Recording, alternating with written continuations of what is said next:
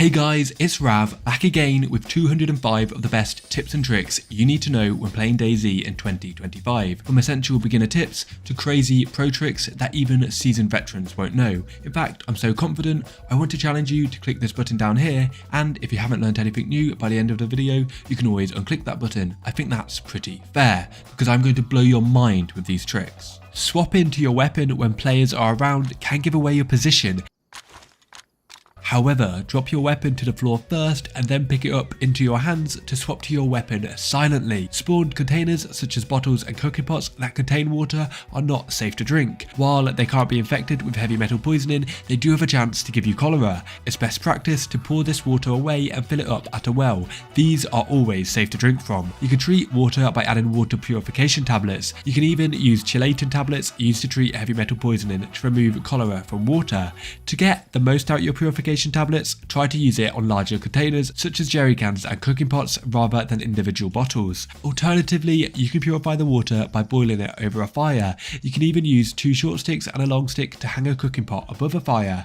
However, if your natural immunity is above 95%, you'll be resistant to cholera. Your natural immunity is calculated by combining your health, blood, food and water stats. This will start at 65% when you spawn in, so it's important to eat and drink quickly to boost this. In addition to cholera, you will also be resistant to the common cold at 72% and salmonella at 95%. Although a pro tip is to take a multivitamin. This will boost your immune system to 100% no matter your stats for 5 minutes, allowing you to consume raw food and dirty water within this time with no punishment. Although when you do eventually die, it's important to understand the group spawn bubble system. This is where players that die at a similar time will respawn close together, a perfect way to meet up with your friends. Do note though that community servers may have this disabled. When you do spawn in, you'll always spawn facing north. Remember this as it can be very helpful in locating yourself. An easy way to locate yourself is to find a town name and compare this to the online iSurvive map. You can even search the names directly by taking a guess at the English spelling. Alternatively, you can follow a hiking trail where you'll stumble across a tourist board,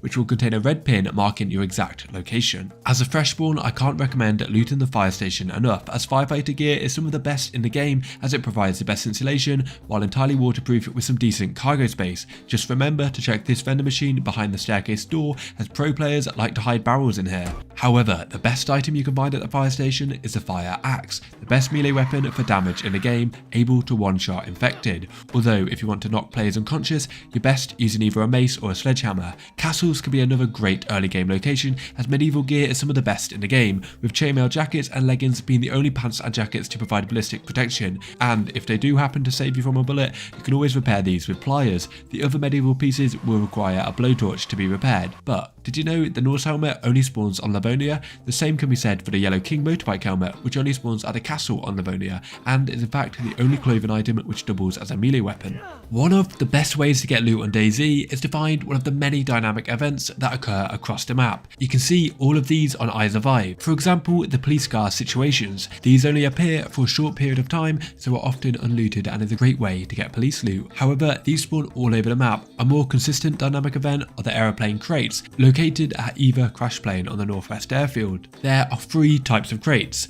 food crates, medical crates, but most importantly, military crates, which spawn AKM drum mags, 60 round Stalag mags, and even MVGs. 9 of these will spawn every 30 minutes if there's nobody in the area. You can also find similar items at heli crashes, along with some of the best guns in the game, including the DMR. You'll know when a heli crash spawns, as you'll hear it getting shot down, and it'll emit a big cloud of smoke. Similar to these are military convoys, which will again spawn around a map at predefined locations and are a great place to get military gear. On Livonia, these convoys have a chance to spawn a captive military infected, identifiable by their hip holster. Once killed, this infected has a 40% chance to drop a punch card. This is needed to enter the bunker on Livonia. Do you know these captive military infected can spawn outside of convoys, they just won't drop the punch cards. However, it's still important that you take them out quickly, as when they scream, they will attract all surrounding zombies. You can also find punch cards in the static zones on Livonia, located at Lacau Airfield and the Dunnin. On Chernobyl, these toxic zones are located at Riffy and Pavlovo. These are not to be confused with dynamic gas zones, which will appear when a town is randomly selected to be struck. This occurs once every 15 minutes and will last for 25 minutes. If you happen to log in during this time, you'll spawn outside of the zone. A dynamic gas zone is a great way to get gas grenades, which spawn across the floor after a town is struck. To enter a toxic zone safely, you'll need a gas mask with a working filter. These can be refilled with charcoal tablets and a full NPC suit. Do note though that when wearing a gas mask, your stamina will take twice as long to regenerate. You can actually speedrun these gas zones as a freshborn to get an easy start in DayZ. This trick works best at Riffy. Simply spawn into Barazino, loot the fire station for a gas mask and filter, then head to the 2 hospitals. Loot these for as many bandages and as much NPC gear as you can find. You won't need it all, but the more gear you have, the less cuts you'll receive and the less time you'll spend bandaging in the zone, because as long as you bandage, you won't get sick and can loot the gas zone as a freshborn. After you run out of bandages, simply leave, and if you do happen to get sick or lose a lot of health, you can always respawn and run back as it's so close to the coast. The easiest way to get an LER as a freshborn. And the final dynamic events in DayZ are train wrecks, not to be confused with stationary trains, are train wrecks which randomly spawn around the map and could be a great place to find the M79 grenade launcher. You can have the best gear in DayZ, but the most important item is a knife, as you can craft nearly everything you need to survive. It's good practice to tie a belt out of rope where you can attach a knife so that it doesn't take up that ever so important inventory room. Remember, if you can't find a knife, you can craft one by combining 2 small stones or 2 bones. Alternatively, you can hold 1 bone or stone in your hand and sharpen it against a rock. Small stones will spawn around paths and train tracks, but if you can't find one, you can use a metal tool like a pipe wrench, screwdriver or crowbar against a rock to break off a stone. Another use for rope is to combine it with a long stick from a bush to craft an improvised fishing rod. You can even fashion improvised hooks out of wooden sticks or bones. To increase your chances of a catch, you'll need to attach a worm. You can gather worms by looking at the ground with a knife, however if you use a shovel, you can gather 3 at once. The amount of fish you get per catch will be dependent on what type of hook you use, with metal hooks and jigs being the best. And did you know that you can sometimes catch additional items such as pots, wellies and compasses? Fishing during the morning hours will increase your chances of a catch. Alternatively, you can set fish traps. A small fish trap can be made out of a plastic bottle and a knife. After 15 to 25 minutes, the trap will trigger. Attaching a worm will significantly increase your chances of a catch, from 15% to 85%. Freshwater sources, you will catch bitterlings, and in saltwater, you will catch sardines on Chernobyl and shrimps on Sakau. Although these small fish are not very nutritious, you're better off setting larger traps, which work just like the smaller traps but require netting and metal wire to be crafted. These will catch larger, more nutritious fish. You can also use metal wire and a stick to create a snare trap. Attach either a worm or fruit to catch hares, chickens and even foxes. To silently skin an animal, hold it in your hands and drag the knife to it, rather than the other way round, which will make a cutting noise. When killing a wolf, don't aim for the head, because if you kill a wolf with body shots, you can skin it for a wolf headdress, although do note you can't wear MVGs with these. It's also important that you never eat wolf or bear meat, as this will make you sick, even when cooked. Having said this, you can still eat the fat from these animals. You can even get away with eating the meat if you apply the vitamin trick from earlier. You can easily cook food on the many fires found inside of buildings, although be careful as these will emit smoke from the chimney, giving away your position. There are 2 types of slots, cooking and smoking. Cooking will bake your food and smoking will smoke it. Baked is better, but smoked food lasts longer. You can bake all your food quicker if you start smoking it and then move it to the baking slot just before it's finished. Alternatively, you can build fires on the ground and bake meat above it by attaching it to a sharpened long stick. Do note though, you can only build these fires inside if there's more than 5 meters of a headroom. The exception to this are small sheds and churches, the perfect place to build a fire as you're concealed and there's no smoke. To extinguish your fire, you can pour water onto it. If your fire happens to go out on its own, you can add more kindling and blow on it to relight it. You can even upgrade your fires into actual ovens with the use of big stones gathered from rocks with large metal tools such as pickaxes and sledgehammers. These last up to 7 days, so are a great way to make storage for your base. It's important that you keep your matches dry. It's best to do this by placing them into a container such as a protector case or dry sack, as once they become wet they won't work. However, if you have a knife, you can gather bark from a tree and combine it with a small stick to craft an improvised hand drill kit. You can use bark, rags, bandages and paper for kindling to start a fire. If you need kindling, always check if you have unopened boxes of ammo or nails, as when you open these they drop a piece of paper on the floor. But I bet you didn't know that you can even use the carnival eye mask as kindling. Always carry a pistol in your hand. This is as quick as running without a weapon in your hand, meaning you'll always have some sort of protection. You can chamber a gun before reloading for an extra shot. Heavier bullets like 45 ACP and 357 are great for taking out zombies as they will cause them to stumble when shot. When loading and unloading a magazine, it will slowly degrade it, so make sure to repair your badly damaged mags before you accidentally ruin them reloading. The Mark II might just be the best weapon in the game for taking out infected, as infected aren't attracted to its suppressed shot, as compared to a metal suppressor which will attract infected within 50 meters and an improvised suppressor which will attract within 150 meters.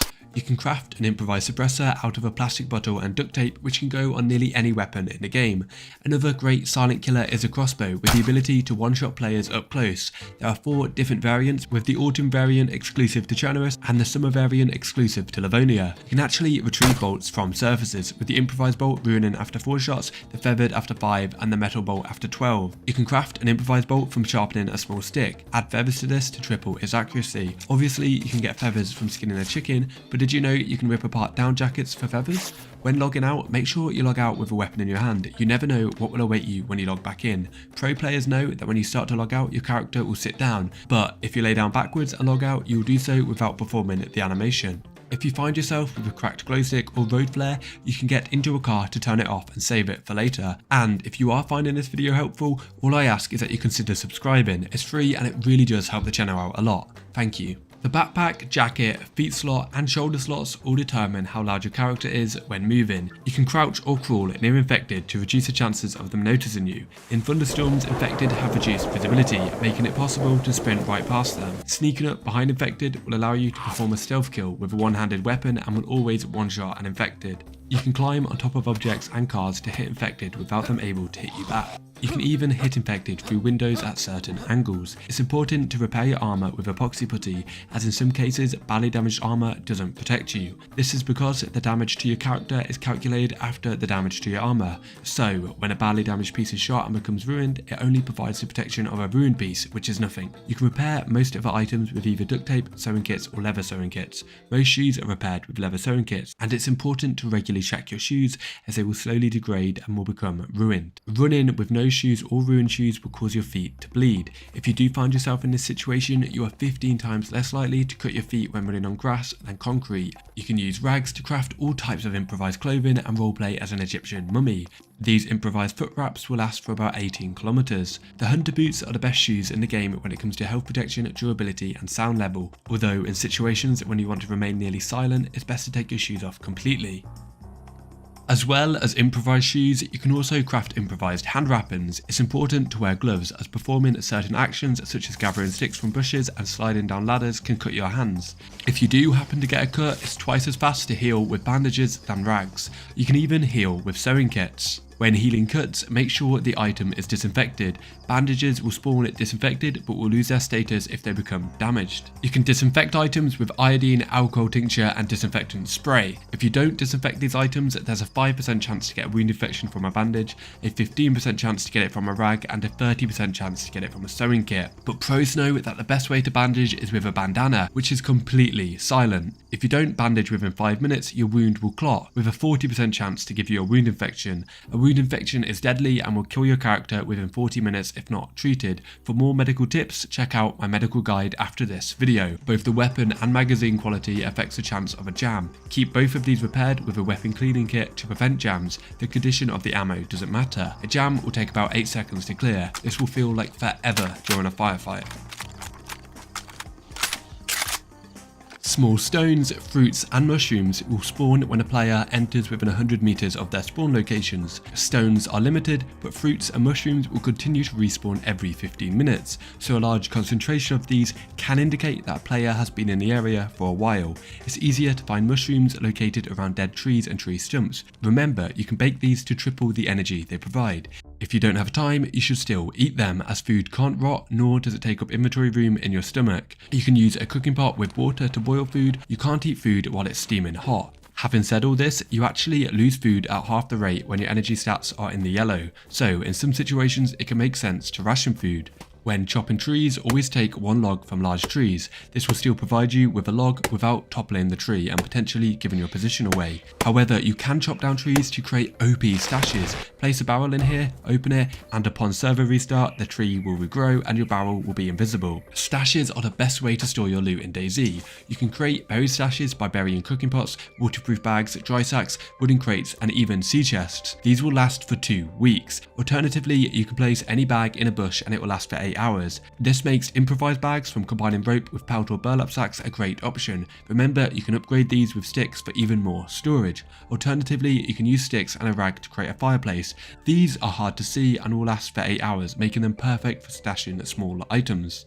Dead infected will despawn in 6 minutes if there are no players within 125 meters, so if you come across one that you haven't killed, there is another player very close. To prevent players tracking you this way, you can bury both infected and players' bodies with the use of a shovel. In situations where you can't bury players, you can cut them up. This also works if you can't access their loot due to a glitch. You can tell when a player is killed as the body will start fresh, and then after 10 minutes, flies will appear, and after another 20, the skin will start to decay. If you eat human meat, you'll get the uncurable disease of Kuru. This will cause your character to laugh and shake uncontrollably. Do be warned that human fat looks exactly the same to animal fat and will give you Kuru.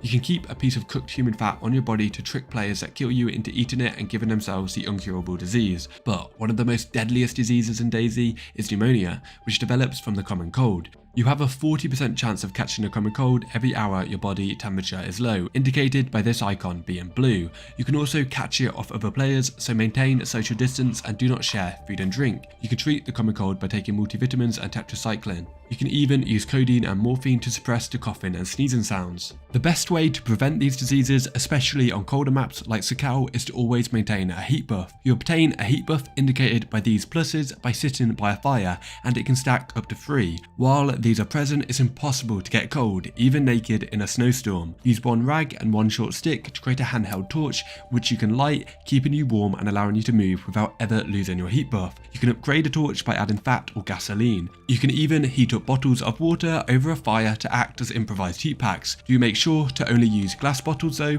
as heating plastic ones will cause them to degrade.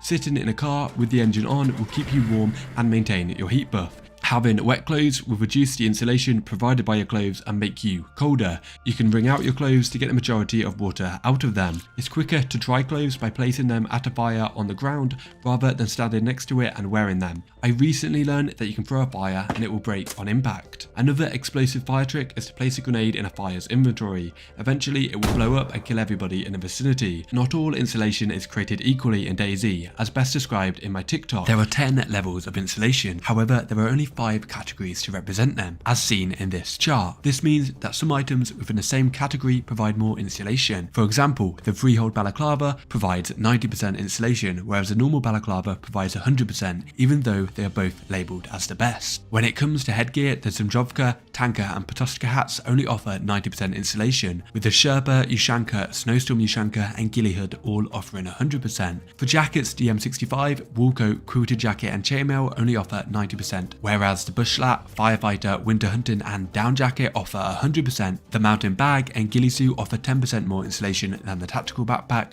The ski gloves and padded gloves offer 10% more insulation than the wool gloves, and finally the hunter boots are the only shoes that offer 100% insulation. When playing as a solo, wear an armband to give the illusion that you're in a group. You can craft armbands out of raincoats and flags. Sun glare can be a killer in DayZ, blinding you if you're facing the wrong way in a firefight. Wear sunglasses to prevent this, although keep in mind they tint your screen. This makes tactical goggles the best, as they don't tint your vision but remove sun glare. Having said this, aviators still make you 100 times cooler. You can gag players with a rag to muffle their voice, or you can wear the gag yourself as an emergency rag. You can even place a burlap sack on players' heads to limit their vision. You can restrain players with duct tape, rope, wire, barbed wire and handcuffs. When escaping from barbed wire, the character will receive a bleed. You can break out another player from restraints using your hands, however it's quicker to use a tool, with the hacksaw being the only tool that you can use on every type of restraint, but if your aim is good enough you can even shoot off players' restraints. If you're a fan of The Walking Dead, you can craft Lucille with barbed wire and a baseball bat. Crafting this bat without gloves will cause your character's hands to bleed. Alternatively, you can add nails to craft a nailed bat, although you're probably better off saving them for a base. And on a subject of bases, you can use pliers to deconstruct barbed wire into wire if you're ever in need. You can also use wire combined with 2 small sticks to craft a tripwire trap, which you can attach grenades to, although it works well without grenades as it will cause a player to briefly stumble when they trigger it, providing the perfect opportunity for an ambush. And I bet you didn't know you can even attach a road flare to one, although these traps can easily be avoided by slow walking through them, which doesn't trigger it. However, this doesn't work for a landmine, and along with a claymore, these will last for 15 IRL days. Stepping on the landmine will always knock a player out for 50 seconds. The best way to use a landmine is to place it at the top of a ladder, as the player will be stuck in animation by the time they notice it, although you can avoid this animation on some ladders by vaulting up instead. If a player is unconscious, you can give them CPR to wake them up. Alternatively, you can instantly revive them by injecting them with an EpiPen. A POX injector will also work. When knocked unconscious, remember you will drop the item you are holding out of your hands and onto the ground. In a firefight, this is usually your weapon. You can disarm a landmine with a screwdriver, lockpick or knife. Do note though that they have a 40% chance of exploding this way. To be extra safe, shoot them from a distance. You can disarm a bear trap with a shovel or long stick. Do be careful as stepping on a bear trap will cause a broken leg. Be extra careful around these cabins as this is where they spawn, so players like to place them behind the doors if they have no intention on carrying them. If you do find yourself in a situation, you can craft a splint by combining 2 small sticks with rags, bandages and even duct tape. It's best practice to always carry a pre-made splint in case of an emergency. It will take 15 minutes for a leg to heal with a splint and 30 minutes without. You can use a knife to remove seeds out of vegetables to start your own farms. One of the best items in the game is a filtering bottle, allowing you to safely drink from any water source. These can't be repaired and can be refilled roughly 15 times before completely ruining. These filter bottles can even treat water for heavy metal poisoning, found in the snow on Sakau, which will kill you within 40 minutes if left untreated, although you can simply cure this with a chelating tablet. Remember, if you're ever lost, power lines will eventually lead to towns. The LE Mass is one of the best assault rifles in the game when it comes to damage, but the iron sights make it practically unusable. Use a hacksaw to remove these. You can even saw the barrels off a lot of weapons to make them smaller, although this will double the recoil. The best weapon to raid with is a Sega, loaded with buckshot. Buckshot is exceptionally powerful as it counts each pellet individually, only taking 125 shots to destroy a wooden gate. This is significantly better than the DMR, the second best option, which takes 167 bullets.